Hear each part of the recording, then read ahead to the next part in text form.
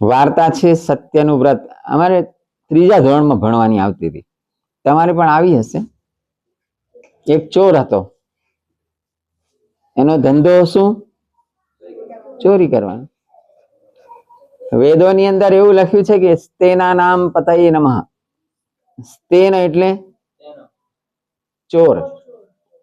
ગીતામાં આવે છે સ્તેન શબ્દ.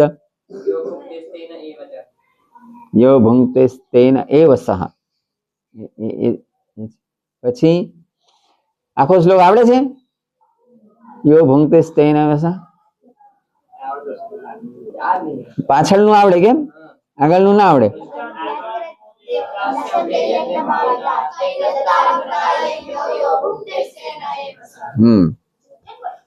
ઇષ્ટાન ભોગાન હિવો દેવા. દેવો તમને જે ભોગો આપે, આપણને બધા જે ભોગો પૈસા મળે છે કોણ આપે? દેવ આપે છે. ઇષ્ટાન ભોગાન હિવો દેવા દાસ્યંતે યજ્ઞ ભાવિતા. જે દાસ્યંતે જે આપે છે યજ્ઞ કર્યા પછી, યજ્ઞ ભાવિતા તૈર દત્તાન અપ્રદાયેભ્યો. એ ભગવાનને પાછા આપવા પડે. જે પાછા નથી આપતો, અપ્રદાયેભ્યો, જે નથી આપતો. અને યો ભુંક્તે, અને જે ભોગવે છે, જે ખાય છે, સ્તેન એવ સહ. સ્તેન એવ, તે સહ. બોલો, સહ તે. સ્તેન એવ જ. એવ એટલે જ. તે ચોર જ છે. ગીતામાં એટલું ઠોકીને કીધું કે જે ભગવાને આપેલા ભોગો એનો ભાગ કાઢ્યા વગર જે ભોગવે છે તેન એવ સહ. તે ચોર જ છે. ચોર છે એટલું ના કીધું, ખાલી ચોર જ છે. એટલે પાછળ જે એવો શબ્દ લગાડ્યો એટલે એ અનુષ્ટુપ છંદ પૂરો કરવા લગાડ્યો. અનુષ્ટુપ છંદ પૂરો કરવો તો 8 અક્ષર જોઈએ ને. એટલે 2 અક્ષર ખૂટતા હશે એટલે એવા લખી દીધું. તો ભગવાન ઠોકીને કે છે કે તે ચોર જ છે. બીજો કોઈ શબ્દ જ નહીં વાપર્યો. શું શબ્દ વાપર્યો? તેના એવા. ચોર જ છે. એટલે આપણને એવું લાગે કે જે ચોરી કરતા હશે એ જ ચોર છે, એવું લાગે કે નહીં? પણ મોટા ભાગના લોકો ભગવાનનો ભાગ જ કાઢતા નથી, એટલે બધા ચોર ગણાય. ભગવાનનો ભાગ કાઢ્યા વગર જે મંચુરિયન ખાય, પિક્ચર જોવા જાય, બંગલો બનાવે, ફર્નિચર બનાવે, બધા ચોર. એક ભાઈના ઘરે ગયો હું, ફર્નિચર જોરદાર બનાવેલું હતું. પછી મને બધું રસથી બતાડ્યું. મને કે જો આટલું આટલું, આ સોફા આટલામાં પડ્યો, આટલામાં પડ્યો. મને કે બેસો. મેં કીધું ના બેસાય. મને કે કેમ?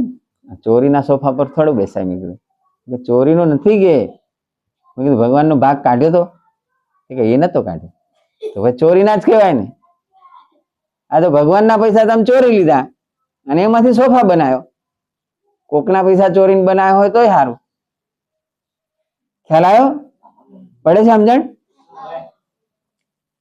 કોકના પૈસા તમે ચોરી લો તો જેના પૈસા તમે ચોર્યા હોય એ શું કરે?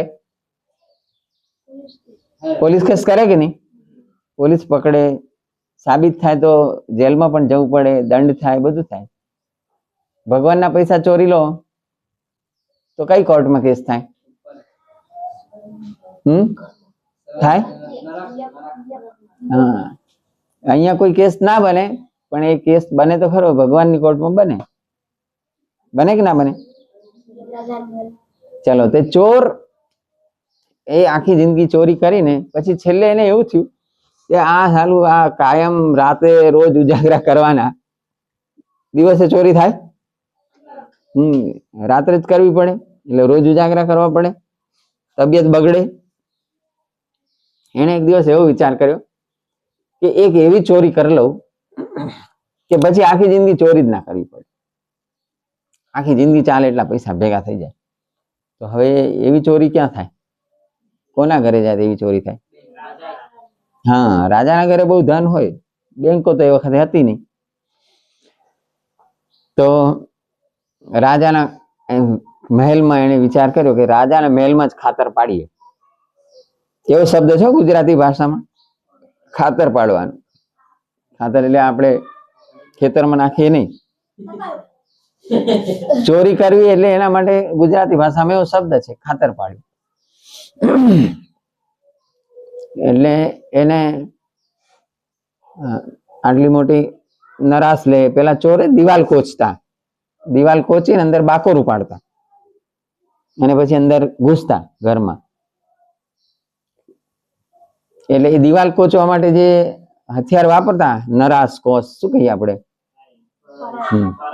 એને એ લોકો ગણેશિયું કહેતા. ગણેશિયું. હવે એમાંય ભગવાનને રાખતા એ લોકો. ચોર હોય ને એ પણ જયારે નીકળે ને ચોરી કરવા, તો એ પાછા ભગવાનને પગે લાગીને નીકળે. હા, પેલું પિક્ચર જોયું હતું ને અંતરનાથ, એમાં આવ્યું હતું એવું? બોલી ગયા? અલા પેલા હવે પેલા જાય છે ને બંદૂકો લઈને ધાડ પાડવા, કોને બોલાવે છે? પેલા બોલાવે છે ને. તો પછી યાર ભૂલી જાવ છો યાર, ભલા માણસ તમે. પછી પંડિત શું કે છે? આમાં 5 રૂપિયા મૂકો એમ કે છે. તમે ભૂલી ગયા છો, ઊંઘમાં હતા અડધા.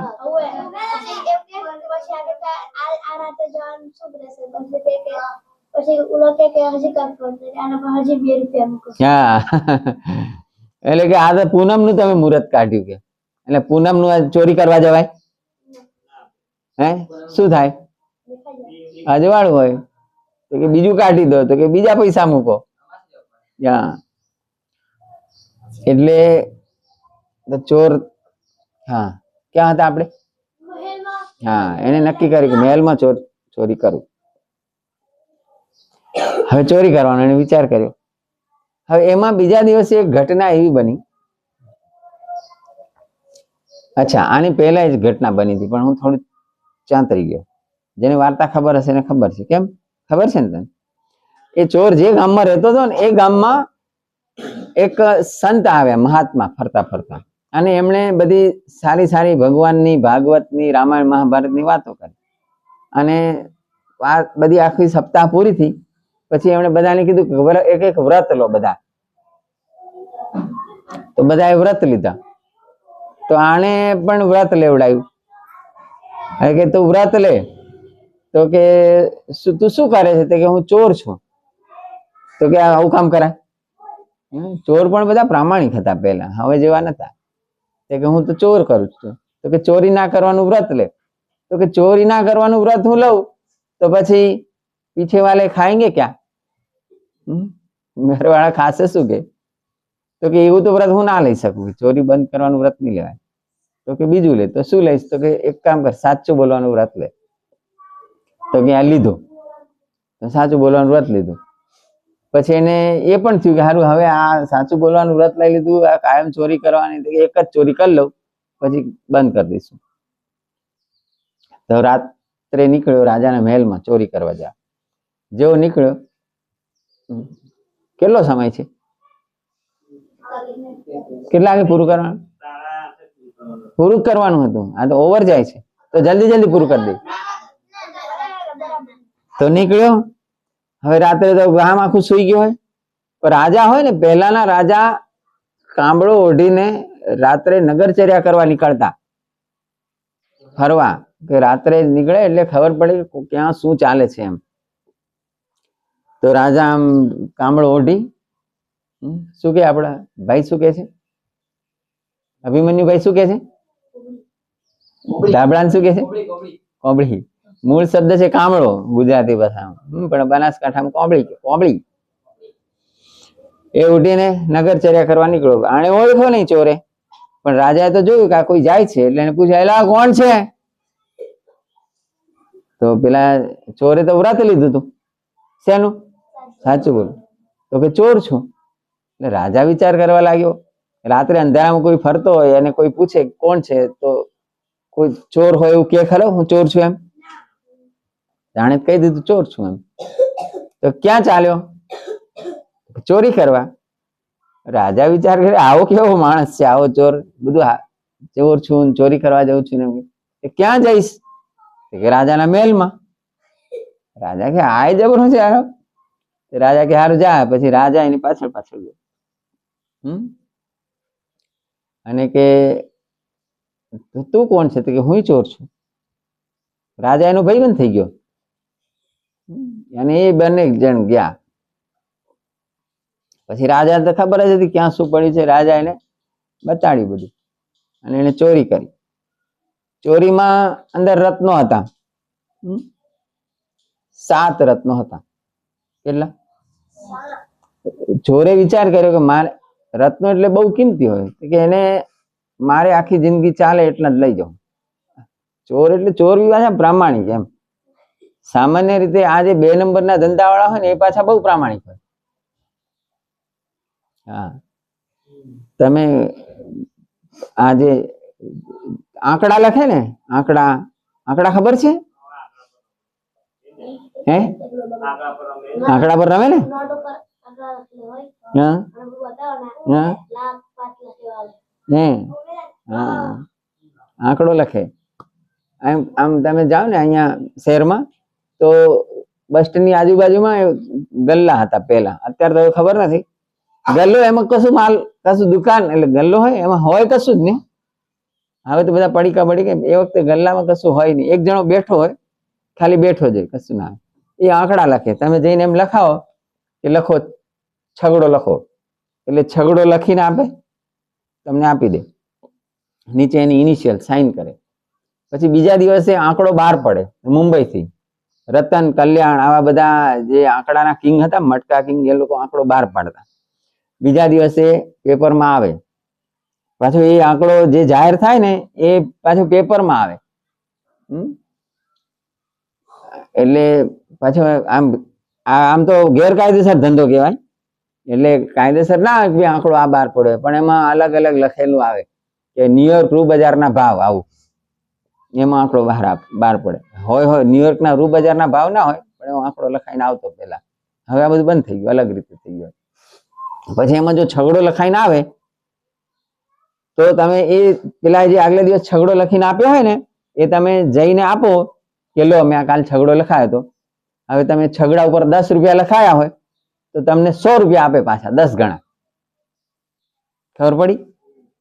પણ છગડો ના આવ્યો હોય, બીજો કોઈ આંકડો આવ્યો હોય તો તમારા 10 રૂપિયા જાય. હા, શેર બજાર જેવું તો ના કહેવાય, પણ એને લોટરી કહેવાય. હા, એટલે આ આંકડાનું બજાર થયું. અત્યારની સરકારો પાછી પોતે પણ આવો આંકડો કાયદેસર પાછી ચલાવતી હતી. અમે નાના હતા ને ત્યારે મેં કહ્યું હતું ને, લોટરી ચલાવતી હતી. નતું કહ્યું? હા, 1 રૂપિયા આપીને લાખ રૂપિયા ઇનામ. હા, જે લોટરીની ટિકિટમાં આંકડો લખેલો હોય, નંબર, એ નંબર જો ત્યાં લોટરીમાં નીકળે ડ્રોમાં તો તમને 1 રૂપિયાના બદલે લાખ રૂપિયા મળે. આ એક જાતનો આંકડો જ કહેવાય ને. સરકાર કાયદેસર ચલાવતી હતી. એટલે તમે મફતિયા વૃત્તિ ટેવ પડે આવી લોકોને. અમેરિકામાં હજી પણ ચાલે છે. અને કેટલા બધા લોકો કમાઈને આવે ને પછી જે પૈસા વધે ને એની લોટરીની ટિકિટ જ લઈ લે. આજે પણ ચાલે છે ત્યાં. અને એની જાહેરાત થાય પાછી, બહુ પેપરમાં જાહેરાતો આવતી પેલા, આ લોટરી લો. દરેક રાજ્ય સરકાર પોતે પોતપોતાની લોટરી કાઢતું હતું. ગુજરાત સરકારની લોટરીની ટિકિટ હતી, એ ટિકિટનું નામ હતું ગુર્જર લક્ષ્મી. બોલો. જો નામે પાસે જોરદાર શોધી આવે. હા, એટલે આવા બધા ધંધા સરકારો કરતી હતી. તો આપણે ક્યાં હતા? તો 7 રત્નોમાંથી એને 4 લીધા અને 3 મૂકી રાખ્યા અને લઈને જતા રહ્યા. તો અચ્છા, ચોરી થઈ ગઈ. પછી બીજા દિવસે રાજાને તો ખબર હતી કે આણે ચોરી કરી છે. બીજા દિવસે ચોરી થઈ ખબર પડી એટલે પ્રધાન આવ્યો અંદર અને ખોલી તિજોરી અને જોયું તો અંદર સ્ટોકમાં જોયું, સ્ટોકમાં તો 7 રત્નો હતા, અંદર 3 જ પડ્યા હતા. એટલે કેટલા રત્નો ચોરાયા? 4. 3 તો પડ્યા છે. પ્રધાને વિચાર કર્યો કે ચોરી તો થઈ જ છે, હવે ચોર 4 જ લઈ ગયો છે, હવે 3 હું લઈ લઉં અને રિપોર્ટિંગ આપણે એવું કરી દેશું કે રત્નો કેટલા ચોરી થઈ ગયા? 7. આપણે તો બેઠા બેઠા 3 રત્નો મળી ગયા તો પ્રધાને 3 રત્નો ગાળી દીધા ખિસ્સા, જતો રહ્યો અને અહેવાલ બનાવી દીધો કે ચોરી થઈ, તિજોરી તૂટી, ફલાણું ઢીકણું, શું શું ગાયું, 7 રત્નો ગયા. રાજાના ટેબલ પર આવી ગયો અહેવાલ. રાજા વિચાર કરે, ચોરી થઈ ત્યારે હું હાજર હતો પ્રત્યક્ષ, પેલો ચોર સાચું બોલવા વાળો 4 જ રત્નો લઈ ગયો અને આ રિપોર્ટ મૂકે છે 7 રત્નોનો. કઈ વાંધો નહીં, પ્રધાનને કે ચોર પકડી લાવો ગમે ત્યાંથી. પ્રધાન મથ્યો પણ કઈ ચોર બોર પકડાયો નહીં. રાજાને તો ખબર હતી કોણ ચોર છે. રાજાએ બોલાવ્યો, ચાલ કે દરબારમાં હાજર કર્યો. તે ચોરી કરી? તે કે હા. ક્યાં કરી? તમારા મહેલમાં. શું લઈ ગયો? કે રત્નો. કેટલા? તો કે 4. તો કે અંદર કેટલા હતા? તો કે 7 હતા. તો કે બીજા 3 ક્યાં ક્યાં? તો કે એ મને શું ખબર. તો કે કોણે લીધા? તો કે જેણે તપાસ કરી હશે એને લીધા હશે. બોલાવો. તપાસ કોણે કરી? કોણે કરી? બોલાવો પ્રધાન. પ્રધાન બોલાય કે આ એમ કે છે કે મેં 4 રત્નો લીધા, બાકીના 3 મેં નથી લીધા. પ્રધાન તો જે માણસ ખરેખર ચોર હોય ને પછી એના પગ ધ્રુજવા માંડે ને, પગ ધ્રુજવા માંડ્યા, પરસેવો થઈ ગયો. ચાણક્ય એવું લખ્યું છે કે તમારા અંદર જે હોય ને એ ભાવ બહાર તો આવી જ જાય, પકડાઈ જાય. પ્રધાનને રાજાએ નિષ્કાસિત કરી દીધો અને જે ચોર હતો એને કીધું આવો સાચો બોલવા વાળો માણસ મળે ક્યાંય, એને બનાવી દીધો પ્રધાન. સાચું બોલવા વાળો માણસ એટલે સત્યનું એક વ્રત લીધું એને, એક જ દિવસમાં ચમત્કાર. કેટલું પ્રમોશન આવી ગયું. એટલે વ્રતની આ તાકાત છે. હા, એને એમાં પણ સત્યનું વ્રત. Okay, got it? ઇતિ